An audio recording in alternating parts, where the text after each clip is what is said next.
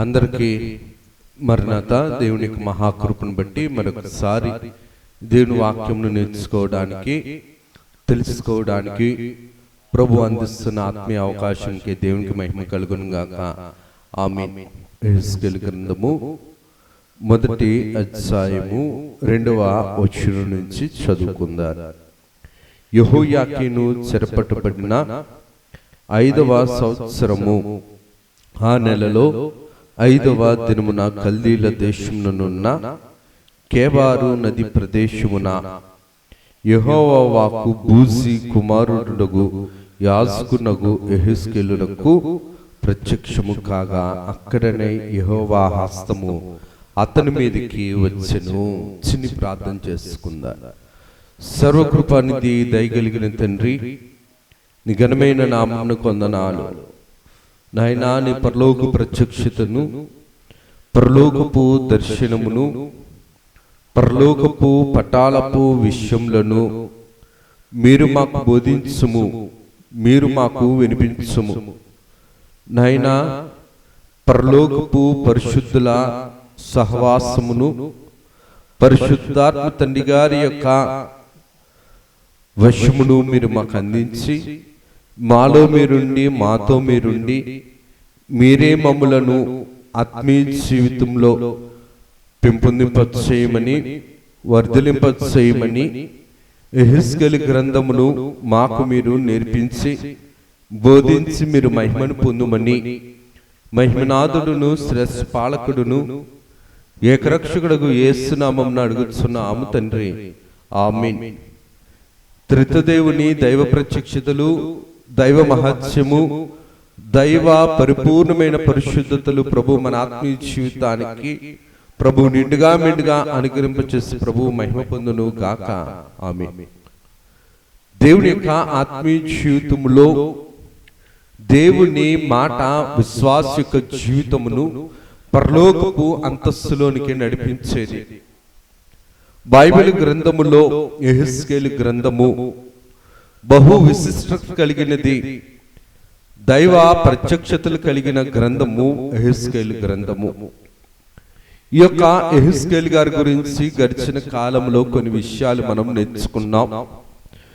మరొకసారి క్లుప్తముగా జ్ఞప్తిలోనికి తెచ్చుకొని జ్ఞాపకము చేసుకొని వాక్యములోనికి మనం ప్రవేశించుదాం. యెహెజ్కేలు గారు బూజీ కుమారుడు, యాజకుని కుటుంబంలో జన్మించిన వారు. యెహెజ్కేలు గారు సాదోకు వంశస్థుడైన అహరోను గోత్రిక వర్గంలో గోత్రములో జన్మించిన మరి గొప్ప దైవ ప్రత్యక్షతలు కలిగిన వ్యక్తి యెహెజ్కేలు గారు. యెహెజ్కేలు గారు దేవుని యొక్క ఆత్మీయ జీవితంలో, ఈయన ఆత్మీయ జీవితంలో ఇర్మియా గారి యొక్క రాతలు యెహెజ్కేలు గారిని ప్రభావితం చేశాయి. ఒక విధంగా చెప్పాలి అనిసినంటే యెహెజ్కేలు గారికి ఆత్మీయ తండ్రి గారు ఎవరు అనిసినంటే ఇర్మియా గారు. యెహెజ్కేలు గారి యొక్క తండ్రి గారి పేరు బూజీ. బూజీ అనగా నిర్లక్ష్యము చేయబడిన వాడు. యెహెజ్కేలు అనగా దేవుని బలమును పొందినవాడు. నిర్లక్ష్యము చేయబడిన కుమారుడైన యెహెజ్కేలు గారు దేవుని బలము పొందినవానిగా, దేవుని ప్రత్యక్షత కలిగిన వారిగా, దేవుని ప్రత్యక్ష సాధనాలతో ప్రభు తన యొక్క దైవ సంకల్పమును ఇశ్రాయేల్ పట్ల, ఏర్పాటు ప్రజల పట్ల నెరవేర్చిన వాడిగా మనం ఈ యొక్క గ్రంథము ద్వారా మనం నేర్చుకోగలుగుతాం. యెహెజ్కేలు గ్రంథము చాలా ప్రాముఖ్యత కలిగిన గ్రంథము. కేవలము దైవ దర్శనం మాత్రమే కాక, దైవ ప్రత్యక్షత మాత్రమే కాక, ఈ గ్రంథములో దేవుని ఏర్పాటు ప్రజలైన ఇశ్రాయేలు పట్ల దేవుని సంకల్పము, అలాగునే దేవుడు పేరు చెప్పుకున్న యాజకుల యొక్క ప్రవక్తన శైలి, బైబిల్ గ్రంథములో దేవుని ప్రజలైనటువంటి ఇశ్రాయేలీయులు ఏ విధముగా చెరలోనికి వెళ్ళిపోతున్నారు, కారణాలు ఏమిటి, బైబిల్ గ్రంథంలో దేవుని ప్రజలైన దైవ జనాంగము దేవునికి దూరముగా ఏ విధముగా దూరమైపోయారు అనే విషయాలను యెహెజ్కేలు గ్రంథంలో మనం చూడగలుగుతాం. ఈ యొక్క యెహెజ్కేలు గారు బబులోను చెరలోనికి వెళ్ళిపోయిన వ్యక్తి. క్రీస్తు పూర్వము 597వ సంవత్సరము నెబుకద్నెజరు యెరూషలేమును పట్టుకున్నప్పుడు రాజైన యెహోయాకీముతో పాటు 10,000 మందిని తీసుకొని చెరలోనికి తీసుకుని పోయిన సందర్భం. ఈ యొక్క యెహెజ్కేలు గారు బబులోను చెరలో ఉన్నారు. బబులోను చెరలో ఉన్న ఈ యెహెజ్కేలు గారిని యెరూషలేము నుంచి తీసుకెళ్లిపోయిన ఈ యొక్క పట్టుబడిన ప్రజలను బబులోను పట్టణంలో బాబేలు పట్టణంలో కాక కేబారు అనే నది దగ్గర వీరు నుంచారు. కేబారు నది అనగా కొంకుల గుంట అని అర్థం. కేబారుకి ఉన్న పేరు కబూర్, లేదంటే గనక నార్ కబారి అనగా గొప్ప కాలువ అని అర్థం. బైబిల్ గ్రంథము ప్రకారమును చరిత్ర ప్రకారమును మనం చూస్తే యూదులైన వారు నెబుకద్నెజరు చేత 3 సార్లు చెరపట్టబడిన వారు, అనగా 3 సార్లు బబులోను చెరలోనికి దశల వారీగా వెళ్ళిన ప్రజలుగా మనం చూడగలుగుతాం. క్రీస్తు పూర్వం 606వ సంవత్సరంలో దానియేలు గారు వెళ్ళినట్లుగా దానియేలు గ్రంథంలో మనం కొంతమందిని చూడగలుగుతాం. తర్వాత ఇప్పుడు మనం చెప్పుకున్నట్లు 507వ సంవత్సరం క్రీస్తు పూర్వం యెహెజ్కేలు గారు వెళ్ళిన తర్వాత యెహెజ్కేలు గారు వెళ్ళిన తర్వాత మరొకసారి 586వ సంవత్సరం. మొదటిదేమో 606, రెండవదేమో 597, మూడోదేమో 556వ సంవత్సరం. 3 సార్లు దశల వారీగా యెరూషలేము పట్టణంలో ఉన్న వారిని బబులోను పట్టణానికి దాసులుగా తీసుకుని వెళ్ళినట్లుగా మనం చూడగలుగుతాం. 597వ సంవత్సరం క్రీస్తు పూర్వం యెహెజ్కేలు గారు ఈ బబులోను పట్టణానికి వెళ్ళేటప్పటికి ఈయన వయసు 25 సంవత్సరాలు. 25 సంవత్సరాల వయసు కలిగిన సమయంలో యెహెజ్కేలు గారు చెరలోనికి పట్టబడ్డారు. మోషే ధర్మశాస్త్రం ప్రకారం యాజకుడు అవ్వాలని అంటే కనీసం 30 సంవత్సరాల వయసు మేరాలి, 30 సంవత్సరాలు రావాలి. యేసుక్రీస్తు ప్రభు కూడా యూదుల మధ్య బోధన చేసడానికి, సమాజ మందిరంలో బోధించడానికి దేవుడే స్వయముగా 30 సంవత్సరాలు ఆయన ఎదురు చూశాడు మోషే ధర్మశాస్త్రాన్ని నెరవేర్చడానికి. నేను దేవుణ్ణి కదా, ధర్మశాస్త్రం అతిక్రమిస్తాను కదా, అతిక్రమించచ్చు కదా అని అనుకోలేదు. దేవుడు కూడా క్రమంగానే జరిగించాడు.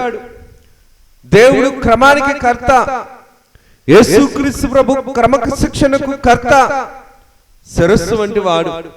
అలాగుండే దైవాత్మ కలిగిన యెహెజ్కేలు గారు కూడా 597 సంవత్సరంలో అనగా 25 సంవత్సరాలు వయసు ఉండేటప్పుడు బబులోను చెరలోనికి వెళ్ళిపోయిన తర్వాత దేవుని ఏర్పాటు ప్రకారం ప్రవచించడానికి 5 సంవత్సరాలు ఎదురు చూశారు. అనగా 592వ సంవత్సరం వరకు ఎదురు చూసి 592వ సంవత్సరంలో క్రీస్తు పూర్వం ఈయన ప్రవచించడం ప్రారంభించారు.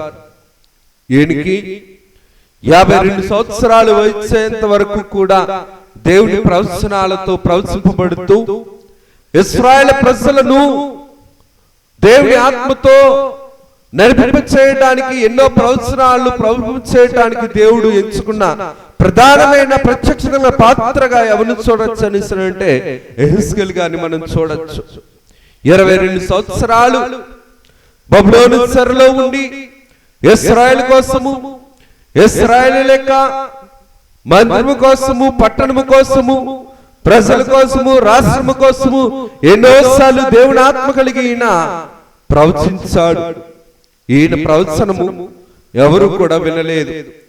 దేవుని యొక్క వాక్య ప్రకారం మనం చూస్తే నోవా గారి కాలంలో కూడా దేవుడు తన చిత్తాన్ని వినిపించాడు, ప్రజలు వినలేదు. సొదొమ గొమొర్రా పట్టణాలప్పుడు కూడా దేవుడు విడిపించాడు, వినలేదు. దేవుని యొక్క కార్యం ఎప్పుడు కూడా బ్రతికించేదే కానీ నాశనం చేసేది కాదు, నిర్జీవం చేసేది కాదు. యెహెజ్కేలు గ్రంథంలో కూడా ఆనాటి కాలంలో ఇర్మియా గారు ఎలాగైతే ప్రవచించారో, ఇర్మియా గారి యొక్క కార్యాన్ని బట్టి ఆయన చివరి స్థితిలోనికి రాకముందే దేవుని ఏర్పాటులో జన్మించిన అహరోను గోత్రికుడు, సాదోకు వంశీయుడు ఎవరనిస్తారంటే ఈ యొక్క యెహెజ్కేలు గారు.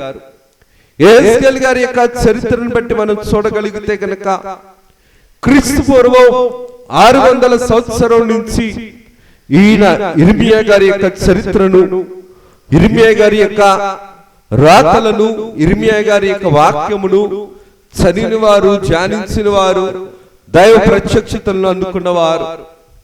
ఇర్మియా గారి యొక్క కార్యంలో మనం చూడగలిగితే ఈయన కన్నీటి ప్రవక్త, కానీ ఎన్నో కన్నీళ్లు కాచారు ఇర్మియా గారు.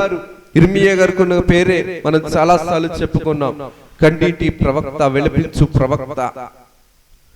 ఈయన ఇశ్రాయేలు కోసం ఎన్ని ప్రార్థనలు చేశారో, ఎన్ని విజ్ఞాపన ప్రార్థనలు చేశారో, అయినా మారని మార్పు లేని మనస్సు కలిగిన వారికి ఉండిపోయారు. తర్వాత మరలా ఇర్మియా గారి తర్వాత దేవుడు ఎంచుకున్న గొప్ప మహనీయులు ఎవరనిసినంటే ప్రత్యక్షత కలిగిన వారు ఈ యొక్క యెహెజ్కేలు గారు. యెహెజ్కేలు గ్రంథంలో మనం చూడగలిగితే కనుక దైవ ప్రత్యక్షతలు మనం చూస్తాం, దైవాత్మను మనం చూడగలం, దైవ పరిశుద్ధ కార్యాన్ని మనం ఈ గ్రంథంలో మనం నేర్చుకోవలసిన వారమై ఉన్నాం. ఈ గ్రంథంలో ఎక్కువ సార్లు మనం వినబడే మాట, నేర్చుకునే మాట, చదివే మాట ఏంటనిస్తారంటే నేను యెహోవానై ఉన్నానని మీరు తెలుసుకుందురు.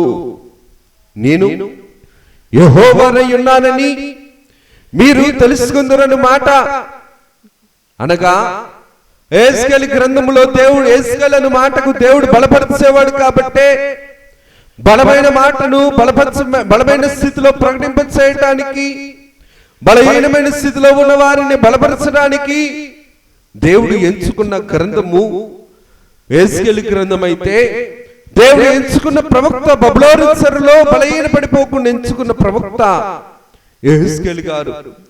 ఈ యెహెజ్కేలు గారు గ్రంథంలో మనం చూస్తే 27 సార్లు యెరూషలేము నాశనం కోసం, 70 సార్లు ఈ యొక్క యెరూషలేము పట్టణము, రాష్ట్రాలు, జనాంగం నాశనమైపోతుందనేసి దేవుడు ఎన్నోసార్లు చెప్పాడు. ఇంత ముందు కూడా మనం నేర్చుకున్నాం యోబు గ్రంథములోను, అలాగనే కీర్తనలు 65వ కీర్తనలు కూడా చాలా సార్లు మనం నేర్చుకున్నాం. యోబు గ్రంథము 33:14లో, కీర్తనల గ్రంథం 62:1లో కూడా మనం నేర్చుకున్నాం. దేవుడు ఒక్కసారి మాట్లాడును, 2 సార్లు మాట్లాడును, అయితే మనుషులు దాన్ని కనిపెట్టారు. దేవుడు ఒక్కసారి మాట్లాడేవాడే కాదు, ఎన్నోసార్లు తన ఏర్పాటు ప్రజలైన ఇశ్రాయేలు పక్షాన దేవుడు తన మాటను విడిపించేవాడై ఉన్నాడు.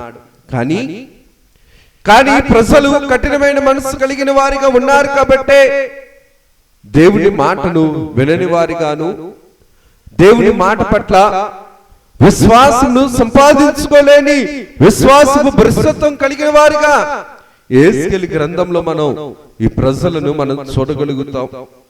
దేవుని హస్తము ఈ ప్రవక్తల మీదకి 7 సార్లు వచ్చినట్లుగా 1వ అధ్యాయం, 3వ అధ్యాయం, 8వ అధ్యాయం, 22వ అధ్యాయం, 33వ అధ్యాయం, 37వ అధ్యాయంలో మనం చూస్తే గనుక దేవుని హస్తం వచ్చినట్లుగా అన్యజనాంగమైన 7 రాజ్యాలు 7 పాపములకు సాదృశ్యముగాను, అన్యజనాంగమైన ఈ 7 రాజ్యాలు కూడా ఏర్పాటు ప్రజల్లో ఉన్న ఇశ్రాయేలును పాడు చేస్తున్నట్లుగా చూడగలుగుతాం. ఈ యొక్క బైబిల్ గ్రంథంలో యెహెజ్కేలు గ్రంథములో యెహోవా అను పేరు 91 సార్లు మనకు కనబడుతుంది.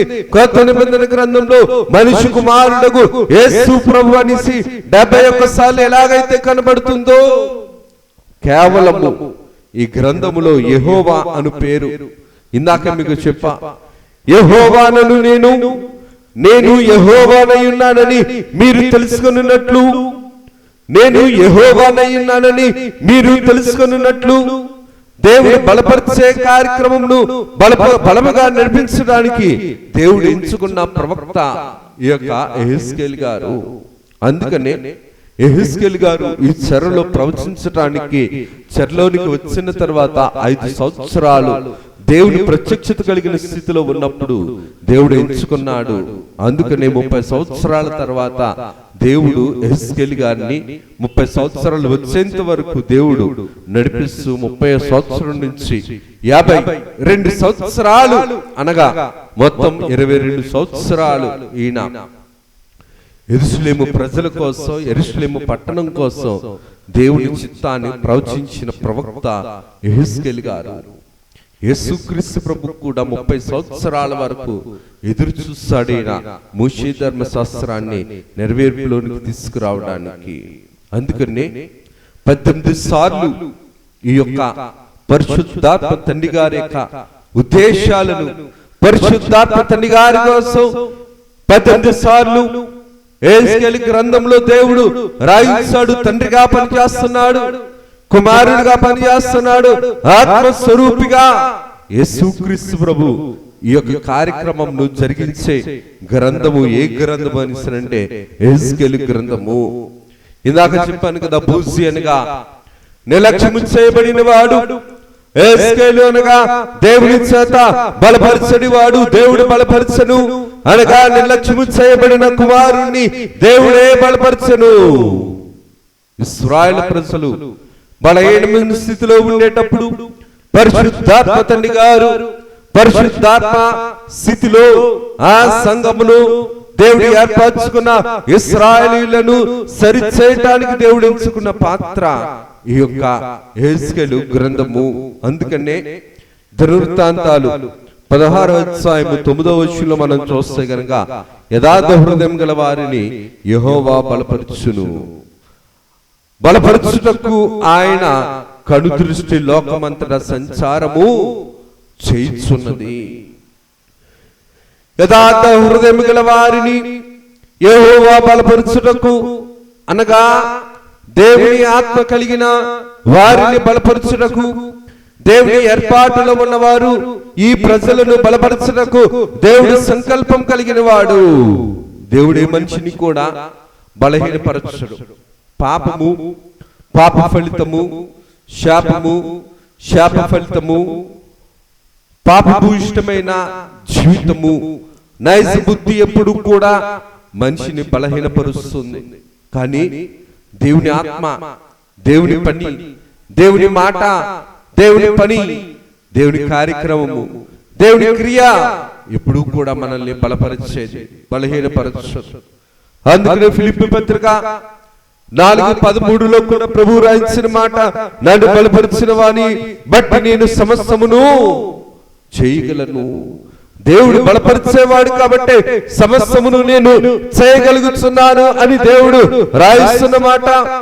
దేవుని యొక్క వాక్య ప్రకారం మనం చూడగలిగితే ఇందాక చదువుకున్న భాగంలో మనం చూస్తే యెహోవా యాజకుడగు యెహెజ్కేలుకు ప్రత్యక్షం కాగా, మొదటి అధ్యాయం 3వ వచనంలో 3వ లైన్లో మనం చూస్తే గనక యెహెజ్కేలుకు ప్రత్యక్షము కాగా. ఎందుకు ఈ మాటను నేను జ్ఞాపకం చేస్తున్నానని అంటే యెహెజ్కేలు గ్రంథము ప్రత్యక్షతలతో ప్రారంభమైన గ్రంథము, దైవ ప్రత్యక్షత కలిగిన గ్రంథము కదా. ఈ గ్రంథంలో మనం నేర్చుకునేవి పరలోక ప్రత్యక్షతలు, పరలోక సంబంధమైన ప్రత్యక్షతలు కలిగిన గ్రంథము, పరలోక సంబంధమైన ప్రభావముతో నింపబడిన గ్రంథము, పరలోక సంబంధమైన ప్రవచన వాక్యములతో నింపబడుతున్న గ్రంథము ఈ యొక్క యెహెజ్కేలు గ్రంథము. ఏ గ్రంథములో యెహెజ్కేలు గారికి ప్రత్యక్షమవుతున్నది ఎవరని అంటే దేవుడే. అనగా ఆకాశము తెరవబడినప్పుడు ప్రత్యక్షత ఎప్పుడు వస్తుంది?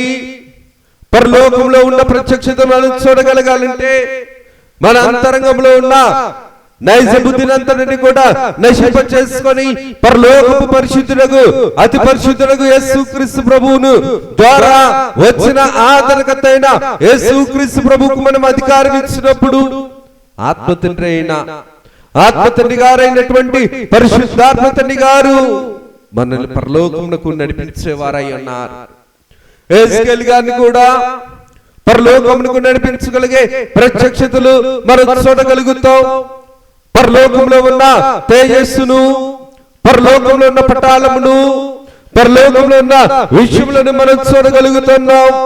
ఈ యొక్క 4వ మొదటి అధ్యాయంలో మనం చూడగలిగితే కనుక యెహోవా హస్తము అతని మీద వచ్చినప్పుడు అక్కడ ఏం కనబడుతుందని అంటే పరలోకంలో దేవుని యొక్క చిత్తము ఏ విధముగా ఉన్నది, దేవుని సింహాసనము ఏ విధముగా ఉన్నది, దేవుని దగ్గర 4 జీవులు ఎలాగ ఉన్నవి, 4 జీవుల యొక్క రూపము ఎలాగ ఉన్నది, 4 జీవుల యొక్క కార్యములు ఏ రూపము దాల్చుచున్నవి, 4 జీవుల యొక్క ఈ యొక్క పరిస్థితి, సింహాసనము దగ్గర ఆయన ఎలాగా ఆసీనుడై ఉన్నాడు అన్న మాటలు, అన్న విషయాలు పాత నిబంధన గ్రంథములో, ఈ యొక్క యెహెజ్కేలు గ్రంథంలో మనం చూడగలుగుతాం.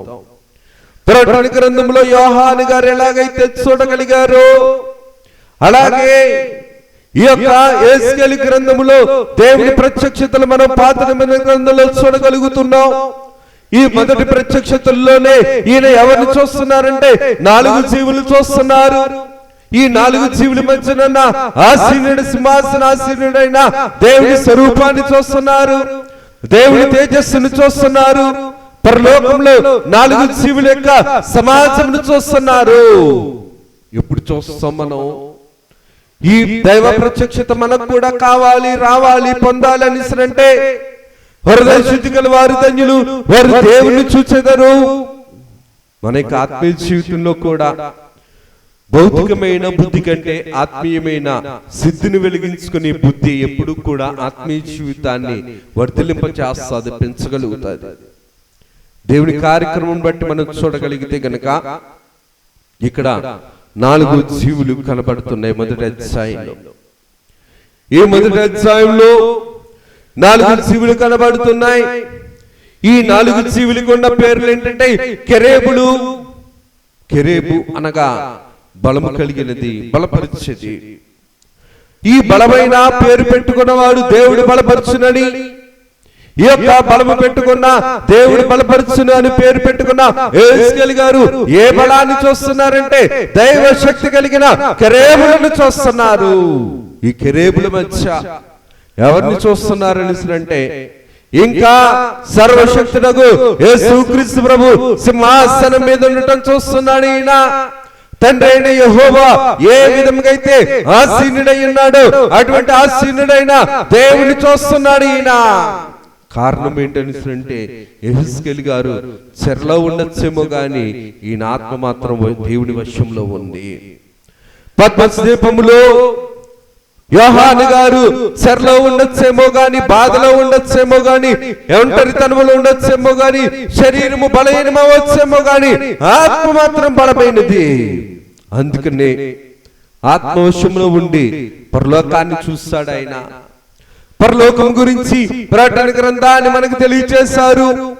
అలాగుననే ఈ యొక్క యెహెజ్కేలు గ్రంథములో యెహెజ్కేలు గారు మనకి ఏం తెలియజేస్తున్నారని అంటే దేవుని చిత్తములో ఉన్న పరలోకం యొక్క స్థితిని తెలియజేస్తున్నారు. దేవుని యొక్క ఆత్మీయ కార్యక్రమంలో మనం చూడగలిగితే కనుక దేవదూతలు, కెరేబులు, సెరేబులు ఉన్నాయి. ఈ కెరేబులు, సెరేబులలోను ఈ యొక్క 4 దేవదూతలు కూడా 4 జీవులు కూడా ఎటువంటివి అంటే దేవుని యొక్క సింహాసనం దగ్గర ఆసీనులైన 4 జీవులు. ఈ 4 జీవుల కోసం మనం ప్రకటన గ్రంథం 4వ అధ్యాయం 8వ వచనంలో మనం చూడగలుగుతాం. ఈ 4 జీవుల కోసం కూడా ప్రకటన గ్రంథంలో ఉన్న 4వ అధ్యాయంలో మనం చూడగలుగుతాం. యెహెజ్కేలు గ్రంథంలో 6వ అధ్యాయంలో కూడా మనం ఈ విషయాలను మనం చూడగలుగుతాం. ముందుకి వెళ్ళినప్పుడు ధ్యానించుకుందారు విషయాలు. ఇక్కడ 4 జీవులు చూస్తే ఒకటి సింహము, 2 దూడ, 3వది మనిషి రూపము ధరించినది, 4వ జీవి ఏ విధముగా అంటే ఎగురుచున్న పక్షిని చూచుచున్నవి. మొదటి జీవేమో సింహము రూపము, 2వ జీవేమో దూడ రూపము, 3వ జీవి మనిషి రూపము, నాలుగవ జీవి ఎగురుచున్న పక్షి.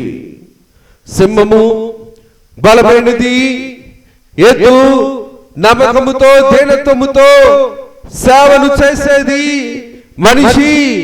మనిషి కుమారుడిగా దేవుడు మన లోకానికి వచ్చి దైవ జ్ఞానమును నేర్పించాడు. ఎగురుచున్న పక్షి అనగా పైకుండే ఆత్మ ఎప్పుడు పైనుండే ఆత్మ ఎప్పుడు పై వాటిని ఎదుగుతుంది, దైవత్వాన్ని నేర్పిస్తుంది. ఈ నాలుగు జీవులు కూడా పరలోకపు శక్తిని నేర్పించే, పరలోకపు భక్తిని నేర్పించే, పరలోకపు జ్ఞానమును అందించేవి.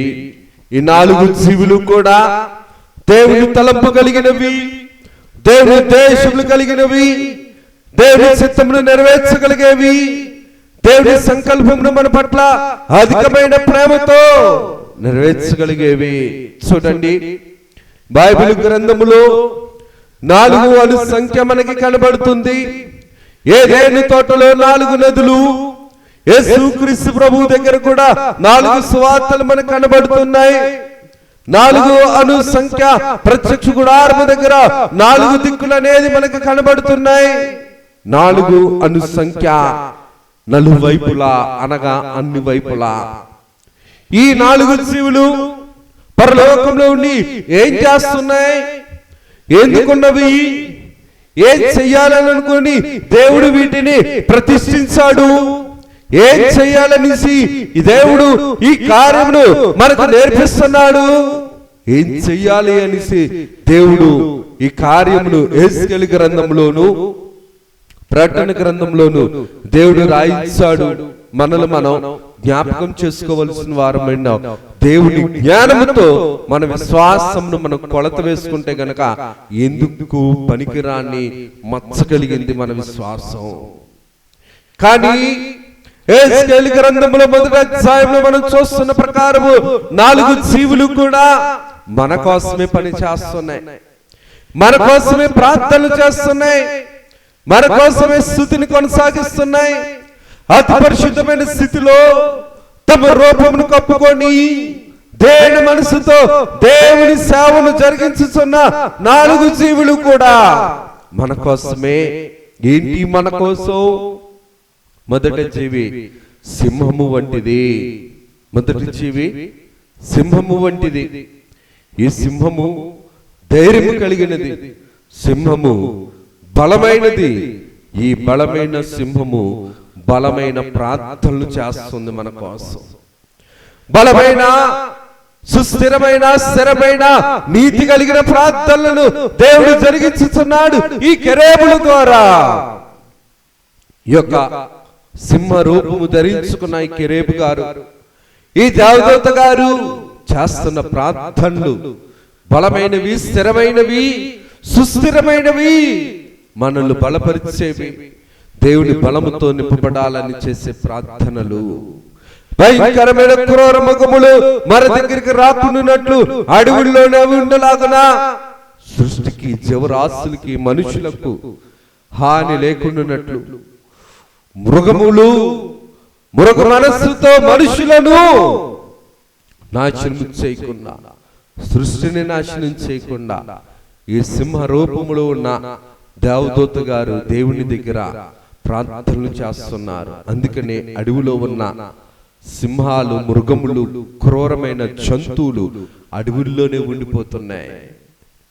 దేవుని కృప, దేవుని కార్యం మనం అర్థం చేసుకోవడానికి దైవ జ్ఞానం అవసరం. అందుకనే అయ్యగారు రాసిన మాట, మానవుని బ్రతుకు ఎంతో ప్రయోజనమైన, ఉపయోగకరమైన, ఆశ్చర్యకరమైన, అది మనిషి జ్ఞానానికి అందదు కానీ దేవుని జ్ఞానానికి అందుతుంది. అదే పాటలో అయ్యగారు రాసింది ఏంటంటే, ఈ యొక్క దేవదూతలు మనకి స్థిర బంధువులు, ఆపద సమయమున మనల్ని ఆదరించేవారు. మనము మరణమైనప్పుడు మనల్ని తీసుకొని మనల్ని దేవుని దగ్గరికి తీసుకుని వెళ్ళు ఆత్మ బంధువులు ఈ దేవదూతలు గారు. ఎందుకు ఈ మాట నేను జ్ఞాపకం చేస్తానంటే, ఈ సింహము రూపము ధరించుకున్న ఈ కెరూబు ఏం చేస్తుందంటే భయంకరమైన మృగములు సృష్టిలోనికి వచ్చి మానవులను నాశనం చేయకుండా విజ్ఞాపన ప్రార్థనలు చేస్తున్నాయి. రెండవ జీవి దూడ. జంతువులు గాని, జంతు సంబంధమైన జలచరులు గాని మనుషులకు హాని చేయకూడదు, తిరుగుబాటు చేయకూడదు, మేలు చేయాలి. ఇంకా పశువుల దగ్గరికి వెళ్ళి మనం పాలు సంపాదించుకుంటున్నాం, తెచ్చుకుంటున్నాం, పశువులు లోబడుతున్నాయని అంటే అది మన జ్ఞానం కాదు. రెండవ రూపము, రెండవ జీవి అయిన దూడ రూపంలో ఉన్నటువంటి ఈ యొక్క దేవదూత గారు ప్రార్థన బట్టి జీవరాశులు మనకి ఇంకా లోబడుతున్నాయి. జీవరాశులు ఇంకా మనకి కావలసిన ఆహారం కోసం దేవుడు ఉంచుతున్నాడు. ఇంకా జీవరాశులు మనకు జంతువులను ఎలా ఉంచుతున్నాడంటే ఉపయోగకరంగా దేవుడు ఉంచుతున్నాడు. మూడవ జీవి మనిషి రూపము. యేసుక్రీస్తు ప్రభు మనిషి కుమారుడిగా వచ్చాడు. దేవుని కుమారుడయ్యుండి దైవ జ్ఞానాన్ని మనకు అందిస్తున్నాడు. మనుషులు క్షేమంగా ఉండాలి, ఆరోగ్యంగా ఉండాలి, ఆత్మీయంగా ఉండాలి, అన్ని విషయాల్లో దేవుని తెలుసుకోవాలి. ఏ మనిషి కూడా దేవుని తెలుసుకోకుండా ఉండకూడదు అని చెప్పి భూ దిగంతముల వరకు రాజ్య సువార్త మనుషులకు వెళ్ళేంత వరకు కూడా ఈ యొక్క జీవులు ఏం చేస్తున్నాయంటే మూడవ రూపము, మూడవ జీవి అయినటువంటి మనిషి రూపము కలిగిన ఈ దేవదూత గారు ప్రార్థనలు చేస్తున్నారు, విజ్ఞాపనలు చేస్తున్నారు. నాలుగవ జీవి పక్షిరాజు. ఎగురుచున్న పక్షిరాజు. మనం కూడా భూలోకము నుంచి మట్టిలో కలిసిపోయే వారముగా కాక దైవ సంబంధమైన ఆత్మీయ వరములు పొందుకొని పైకి ఎగిరే వారంగా ఉండాలి. పైకి దేవునితో మధ్య ఆకాశంలోనికి ఎగిరే అంతస్తులోనికి ఎగరాలని చెప్పి ఈ దైవ ప్రత్యక్షతలు కలిగిన ఈ యొక్క స్థితిని బట్టి మనం నేర్చుకోవాల్సింది ఏంటంటే ఎగురుచున్న పక్షిరాజు యవనం అంటే యవన స్థితితో దేవునితో మధ్యాకాశంలోనికి ఆత్మ ఫలములతో, ఆత్మ వరములతో, దైవ లక్షణాలతో దేవుని దగ్గర మనం కలుసుకోవాలని ఈ నాలుగు జీవులు కూడా ప్రార్థనలు చేస్తున్నాయి. సింహము నీతితో ప్రార్థనలు చేస్తుంది. సింహం రూపంలో ఉన్న దేవదూత గారు నీతితో ప్రార్థనలు చేస్తున్నారు. దూడ రూపంలో ఉన్న దేవదూత గారు సహనంతో ప్రార్థన చేస్తున్నారు. మనిషి రూపంలో ఉన్న దేవదూత గారు దైవ జ్ఞానముతో ప్రార్థనలు చేస్తున్నారు.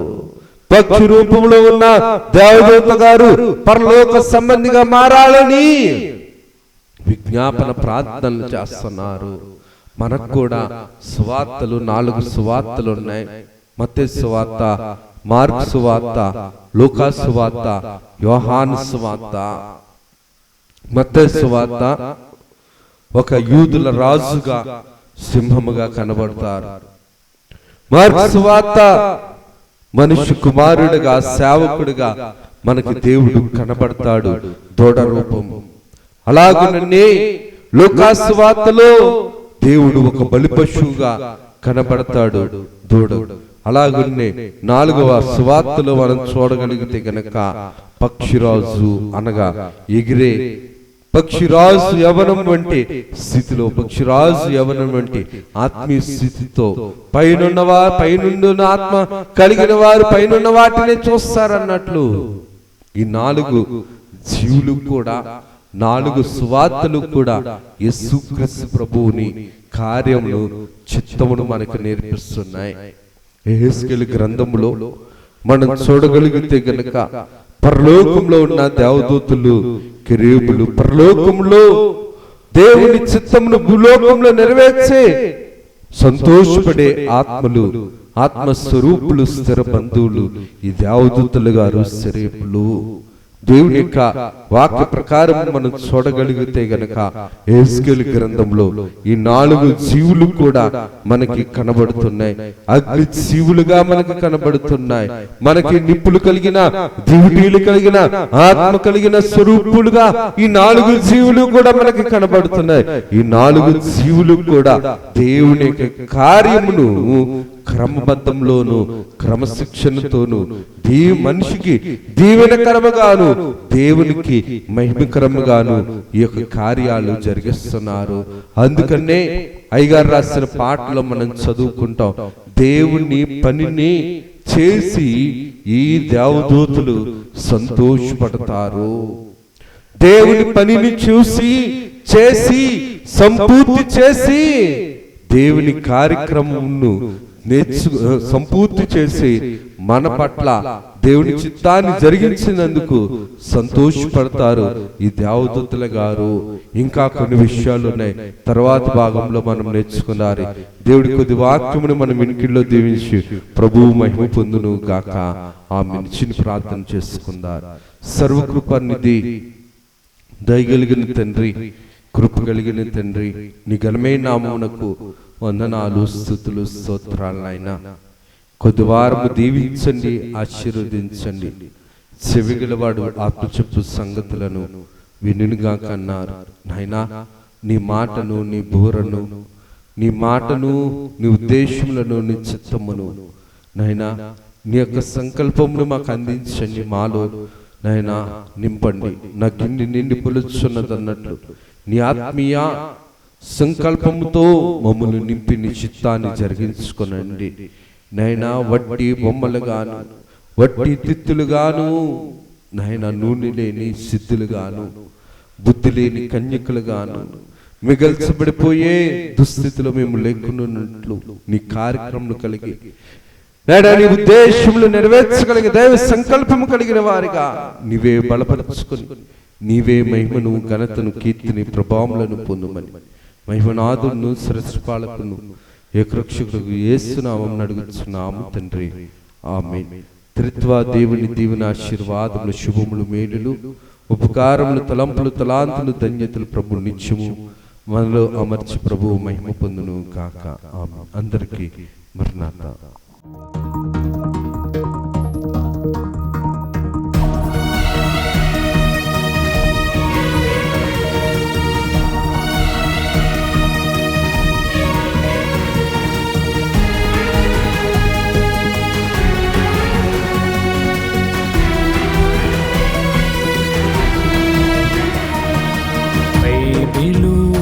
ప్రకటన, బయలుపరచిన ప్రకటన, యేసయ్య ప్రకటన, దాసయ్య ప్రకటన, పరలోక ప్రకటన, పరిశుద్ధ ప్రకటన, యేసయ్య ప్రకటన, దాసయ్య ప్రకటన, పరలోక ప్రకటన, పరిశుద్ధ ప్రకటన.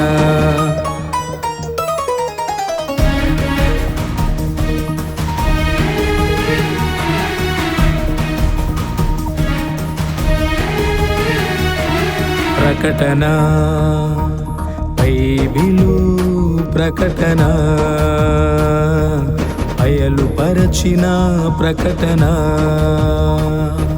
విమలాత్మ ప్రకటన, విజయాత్మ ప్రకటన, విశ్వాసికి ప్రకటన, విజ్ఞాపన ప్రకటన, విమలాత్మ ప్రకటన, విజయాత్మ ప్రకటన, విశ్వాసికి ప్రకటన, విజ్ఞాపన ప్రకటన. ప్రకటన, బైబిలు ప్రకటన,